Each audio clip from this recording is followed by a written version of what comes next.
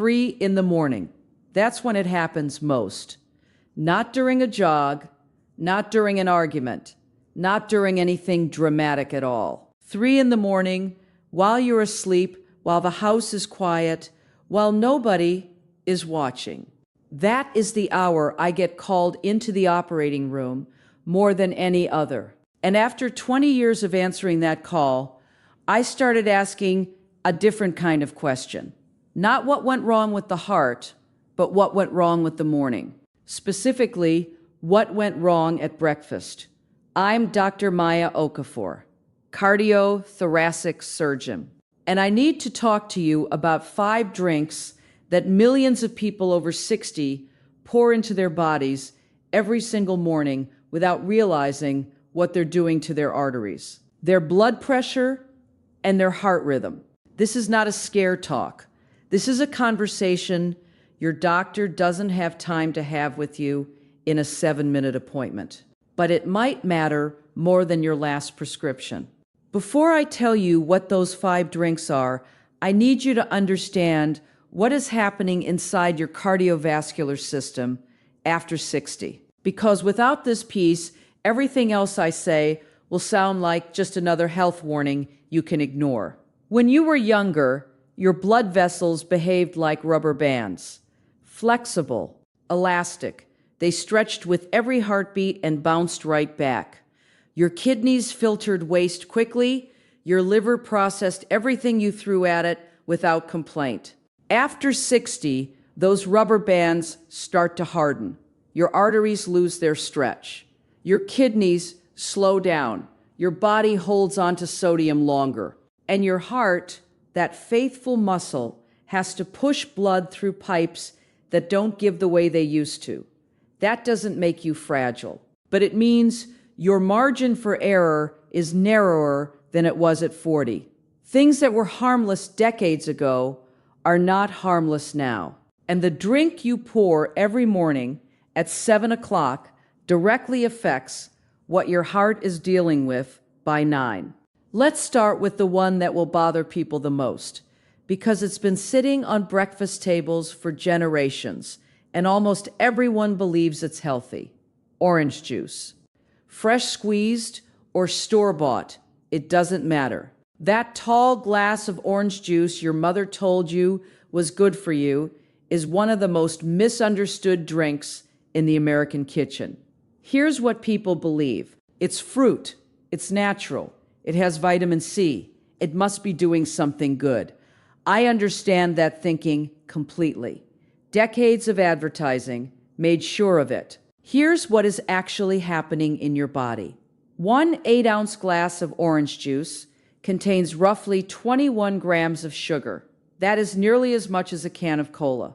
And because the fiber has been stripped away, there is nothing to slow that sugar down. Within 20 minutes, your blood sugar spikes hard. Your pancreas floods your system with insulin. That insulin surge causes your blood vessels to tighten. Blood pressure climbs right there at the kitchen table before you've even finished breakfast. Now picture that happening every single morning for 10 years, 15 years, 20 years. That daily cycle of sugar spike, insulin flood, and vessel constriction is one of the most reliable drivers of arterial stiffness that I see in my patients over 60. And after 60, your body processes insulin less efficiently than it used to. The same juice that a 30-year-old handles in 45 minutes takes your body considerably longer. The sugar stays high longer. The insulin stays high longer. The damage stacks. I've had patients remove their morning juice and see measurable drops in fasting blood sugar and blood pressure within 3 weeks. 3 weeks. 1 glass removed. What should you do instead? Eat the orange. The whole fruit, the fiber inside that orange slows sugar absorption dramatically. Blood sugar rises gently instead of crashing through the ceiling. Your vessels stay relaxed. Your heart doesn't have to fight before the day even begins. Now the second drink. And this one is going to make some of you defensive. I understand, so let me be precise. I am not telling you to quit coffee. The research on moderate black coffee is actually favorable for heart health. 1 to 2 cups in the morning is perfectly fine for most people over 60. The problem is what you're putting in it. And the problem is how many cups you're pouring. If your morning coffee has flavored creamer, sugar, whipped anything, or comes from a bottle at the grocery store with a pretty label, you are not drinking coffee. You are drinking a liquid dessert. Some of those popular coffee drinks contain 30 to 50 grams of sugar per serving. That is the equivalent of eating 2 candy bars before 8 in the morning. Your arteries cannot tell the difference between sugar from a chocolate bar and sugar from a caramel macchiato. Sugar is sugar. The cardiovascular damage is the same. Now the quantity. I have patients drinking 4, 5, 6 cups before noon. Each cup temporarily raises blood pressure by 3 to 5 points. That sounds modest. But stacked across 5 cups in a body with stiffened arteries, that is a sustained and meaningful elevation happening every single day. Caffeine also pulls water from your body. After 60, your thirst signals weaken. You don't feel as thirsty as you actually are. So you drink coffee, lose fluid, don't replace it, and your blood thickens. Thick blood pushing through stiff arteries. That combination is exactly what leads people to my operating table at 3 in the morning. The fix takes almost no effort. Keep coffee to 1 or 2 cups. Drink it black or with a splash of real milk. No sugar, no flavored powder, no syrup. And for every cup of coffee you drink, follow it with a full glass of water. That single habit protects your hydration, your blood pressure, and your vessel flexibility, all before you leave the house. Drink number 3.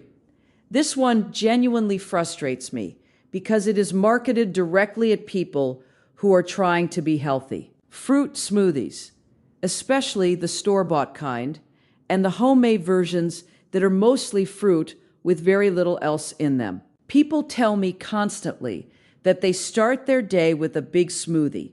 Bananas, mangoes, berries, a splash of juice, maybe some honey on top. It sounds like the healthiest possible choice. Here is the math. A large fruit smoothie can contain 40 to 60 grams of sugar in liquid form, blended so thoroughly that the natural fiber is destroyed and can no longer slow absorption. Your body receives that smoothie almost identically to how it receives soda. Massive sugar load, rapid absorption, insulin spike, vessel constriction, blood pressure rise, every morning like clockwork. And these are people who are making an effort. They believe they are doing something good for themselves. The food industry spent a lot of money making sure of that. Bright labels, words like natural and wholesome and heart healthy printed right on the front.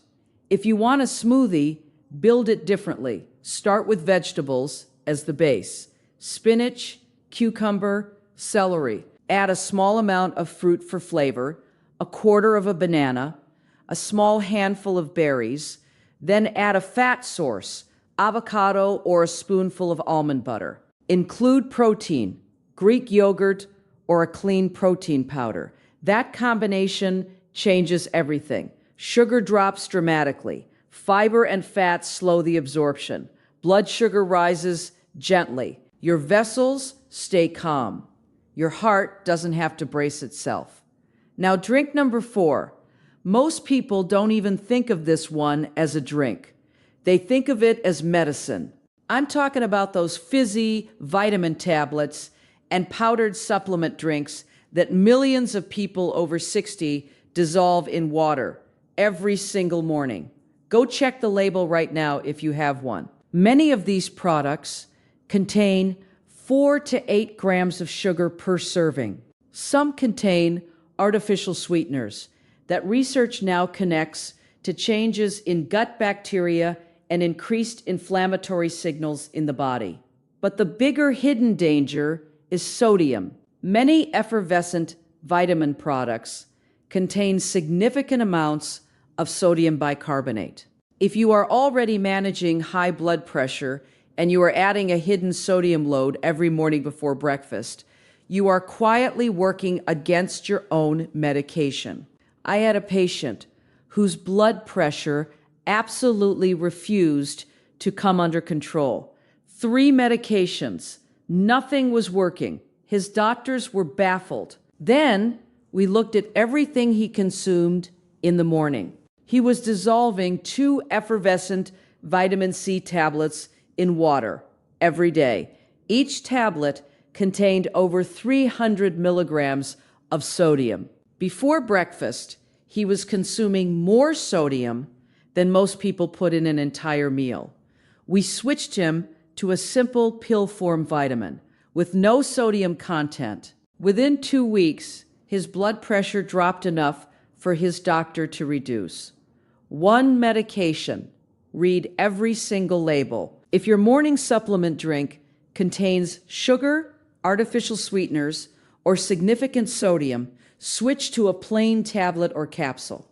The vitamins are identical. The cardiovascular cost disappears completely. Drink number 5. This is the quietest danger on the entire list. Not because of what it contains, but because of what it replaces in your routine. Diet soda, or any artificially sweetened drink first thing in the morning. Many people over 60 made the switch from regular soda to diet soda years ago. They believed it was the responsible thing to do. 0 sugar, 0 calories. It sounds like a win. Here is what the research actually shows. A study published in the Journal of the American College of Cardiology found that people who consumed artificially sweetened drinks daily had a significantly higher risk of cardiovascular events compared to people who rarely or never drank them. The science is still being worked out, but 2 leading explanations keep showing up. First, artificial sweeteners appear to disrupt the gut microbiome in ways that increase chronic systemic inflammation. That same slow-burning inflammation that stiffens arteries and builds plaque over years. Second, artificial sweeteners seem to confuse your insulin response. Your tongue tastes sweet. Your brain expects sugar. Your pancreas prepares for a load that never comes. Over time, this mismatch appears to reduce insulin sensitivity. And reduced insulin sensitivity is a direct road to higher blood pressure and vascular damage. The alternative could not be simpler. Water, plain water, a full glass the moment you wake up before anything else enters your body. You have been lying still for 7 or 8 hours. Your blood is at its thickest point of the entire day. That single glass of water thins it, improves circulation, and eases the burden on your heart. It costs nothing. If plain water bores you, squeeze half a lemon into it, or brew a cup of hibiscus tea. The research on hibiscus and blood pressure is remarkable. 3 cups daily has been shown in clinical studies to reduce systolic blood pressure by an average of 7 points. That is the kind of number that makes cardiologists pay serious attention. Now, let me tell you what happened when I finally connected all of this for one of my patients. 69 years old, retired school principal, active woman, walked her neighborhood every morning for 20 years. She came to me because her heart was skipping and fluttering. Her blood pressure had been climbing for 3 years despite 2 medications. We tested everything. Nothing obvious showed up.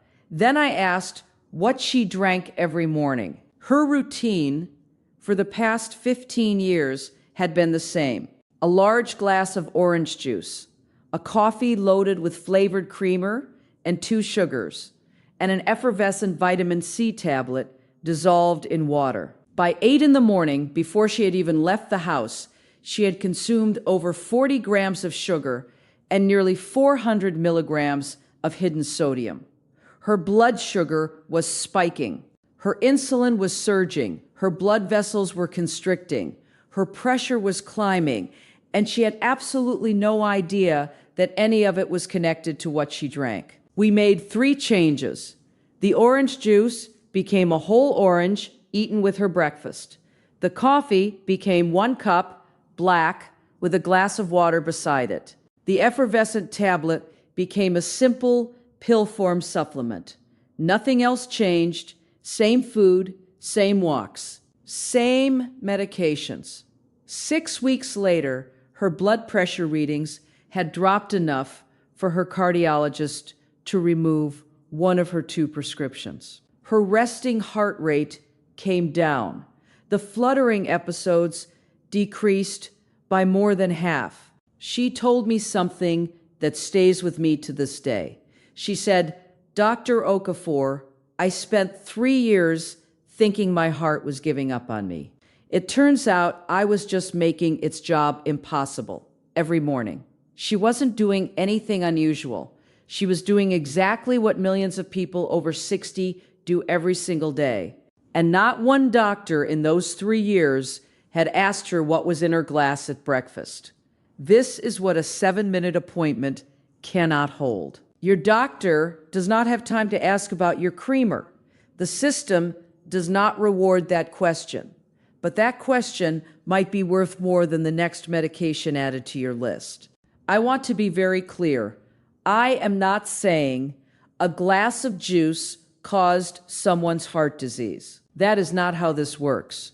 What I am saying is that these daily morning habits create a chemical environment inside your body that makes everything harder for your heart. The sugar spikes, the insulin floods, the hidden sodium, the dehydration from too much caffeine, the chronic background inflammation from artificial sweeteners.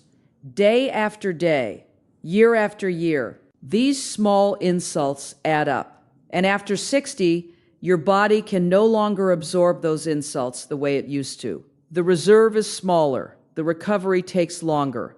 The consequences are larger. Here is what I want you to do tomorrow morning. Before you pour anything at all, drink 1 full glass of plain water. Then look at whatever you normally reach for next and ask yourself a single honest question. What is this actually doing to my blood vessels right now? If the answer involves a sugar crash or hidden sodium or 5 cups of caffeine with no water in between, make 1 change, just 1. Swap the juice for the whole fruit. Clean up the coffee, switch the supplement, drop the diet soda. 1 change. Give it 3 weeks. Then check your numbers. I have a very strong feeling you're going to see something that surprises you. And if there's someone in your life over 60 who starts every single morning with a tall glass of juice or a sugar-loaded coffee drink, share this with them, not to scare them, to give them what you now have, information that could change how their heart functions for the next 10 or 20 years. Your heart has been beating for you every second of your entire life without ever once asking for a day off. The very least you can do is stop making its job harder before breakfast. Take care of your heart. Pay attention to what goes into that first glass of the day. It matters far more than most people realize. Everything I've shared today is general medical information based on current research and my clinical experience. Your situation is unique. Before making changes to your diet or medications, please talk with your own doctor who knows your full history. That conversation is always worth having. I'm Dr. Maya Okafor, stay strong, stay informed, and give your mornings back to your heart.